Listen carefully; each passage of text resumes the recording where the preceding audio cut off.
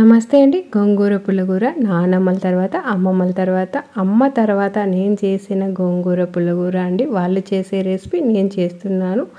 చాలా టేస్టీగా ఉంటుంది. ఆ రెసిపీ ఎలా చేయాలో చూసేద్దాం. గోంగూర అంతా మొత్తం కడిగేసుకొని పెట్టుకున్న తర్వాత పచ్చిమిర్చి ఆనియన్ కట్ చేసుకొని పసుపు వేసుకొని ఒక గ్లాస్ నీళ్ళు పోసి స్టవ్ మీద పెట్టుకొని ఉడికించుకున్నాము. నీళ్ళన్నీ మొత్తం ఇంకిపోయేంత వరకు ఉడికించాలండి. చూసేద్దాము. ఇప్పుడైతే ఉడికిపోయింది కదా. ఇప్పుడు మొత్తం నీళ్ళు ఇంకిపోయిన తర్వాత దింపేసుకొని తగినంత ఉప్పు వేసుకొని మెత్తగా అయ్యేంత వరకు ఎనుపుకున్నాము. పచ్చిమిర్చి అంతా మెత్తగా మెదిగిపోవాలండి. ఇప్పుడు మెత్తగా మెదుపుకున్నాం కదా, మెత్తగా మెదిగిపోయింది కదా చూడండి. ఇప్పుడు వచ్చేసి పోపు పెట్టుకున్నాము. ఆయిల్ మండిపెట్టి ఆయిల్ వేసుకొని ఆవాలు, జీలకర్ర, మినపప్పు, వెల్లుల్లి రవ్వలు, ఎండుమిరపకాయ, శనగపప్పు వచ్చేసి 2 స్పూన్లు వేసుకున్నానండి. కరివేపాకు, కొత్తిమీర వేసుకొని ఇంగువ వేసుకొని ఇప్పుడు గోంగూరలో పోపు పెట్టేసుకున్నాము.